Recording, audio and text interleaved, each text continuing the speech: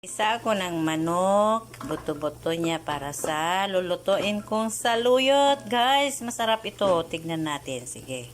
Himay-himayin ko muna yung saluyot bago ko tadtarin. Sige, dito muna tayo sa manok. Gigisahin para maalis yung lansa niya. Sige guys.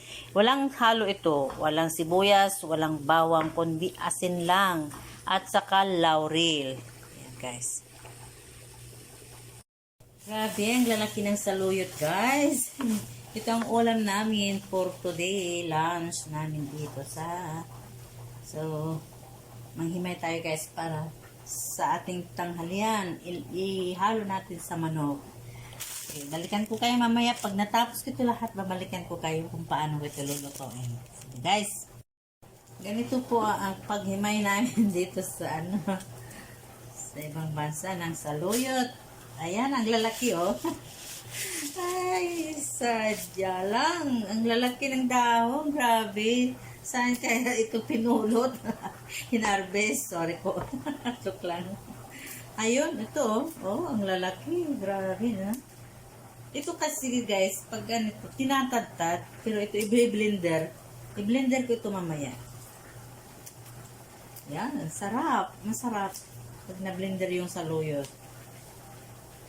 Mapino, parang hinihigop lang na parang soup. At ito na guys, tapos na tayong naghimay ng saluyot. At huhugasan na natin. Ayan. Hugasan na natin ito. Tapos paghugas nito guys, na i-blender. O sige, balikan ko kayo mamaya. Hugasan ko lang. Ayun.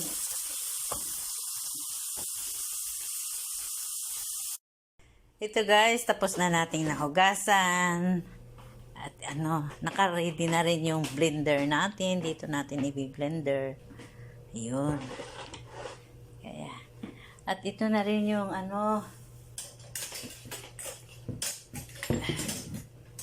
ito na rin yung ating manok. Kumukulo na. Alisin natin yung nasa ibabaw kasi yun ay ng manok yan. Isin natin ito guys. Buto-buto ng manok ito natin. Tapos pag parang soup lang. Ayun. Isin natin guys.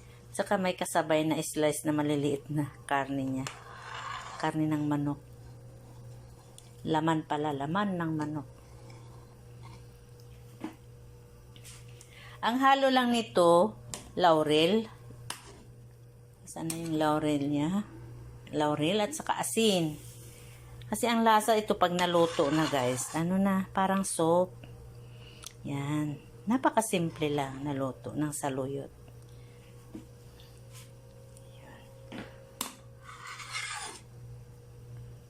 Yan. So, takpan natin guys. Para maluto yung buto. Ngayon punta tayo dito sa saluyot. Kasi i-blender natin dito. Dito natin gagawin. Sige. Okay. Natin. Kasi pag ito, na blender, mapino. Mapino to siya. Yan. Malinis naman yung kamay ko, guys. Yan. Kasi naghugas ako ng saluyot. Ayan. Punuan lang natin. Total, maano naman yung blade ng blender. Ayun. I-blender na natin para mabilis.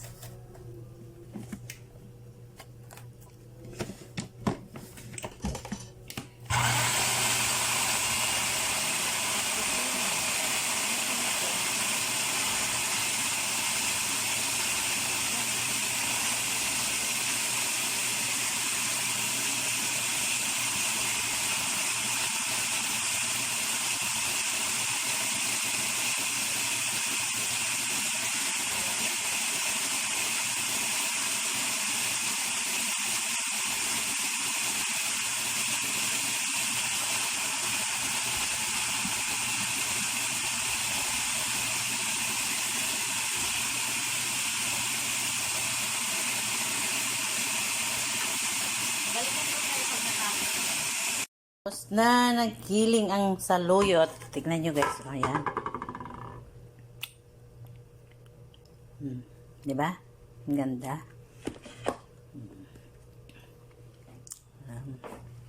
Lalagay natin dito sa buto-buto ng manok. Yan.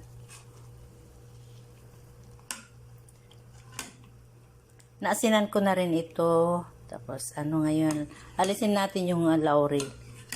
Yan, laurel niya. Lagyan ko ng laurel para yung lansa ng manok ay maalis. So,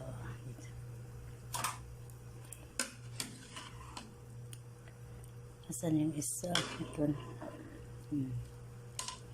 Ayan. Tatlong dahon pala nalagay ko. Pero okay na yung para mabango. Hindi malansa yung manok. Sabaw kasi ano lang naman itong nilagay natin. Buto at saka kunting laman ng manok. Ni-slice natin ng maliliit. Kasi ang kalabasan nito ay parang soup. Pero ang sarap ulamin sa white rice. Ako. Ayan na, kumukulo na. At pwede na rin natin ilagay ang ating saluyot na blender. Ito po. Ito. Alisin natin ito. Para i-direct na natin doon.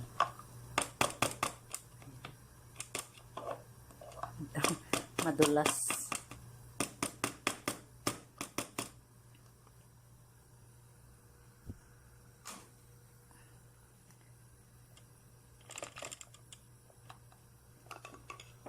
Yun. Bubos na natin ang saluyot. Sandali guys, ibaba ko lang muna ito dahil hirap naman walang ano. Ito guys, lalagay na natin. Mabuti na may spatula tayo. Lalagay natin. Yan. Blender na saluyot. Mga 2 minutes ito, halo-haloin. Tapos, ito na.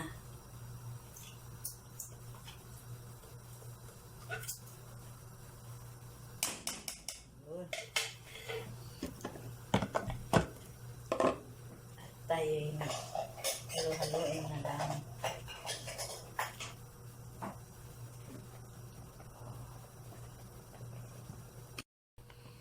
Nakikita nyo guys, oh, sa sobrang pagka-green, di ba? Ang sarap.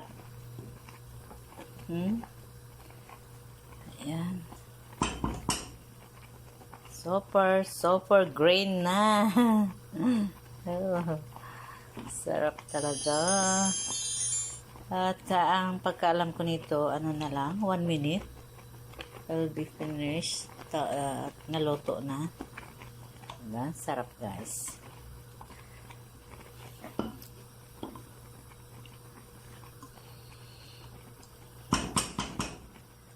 Wow. So, tignan nyo guys. Luto na ito. Luto na. Ayan. Diba ang green?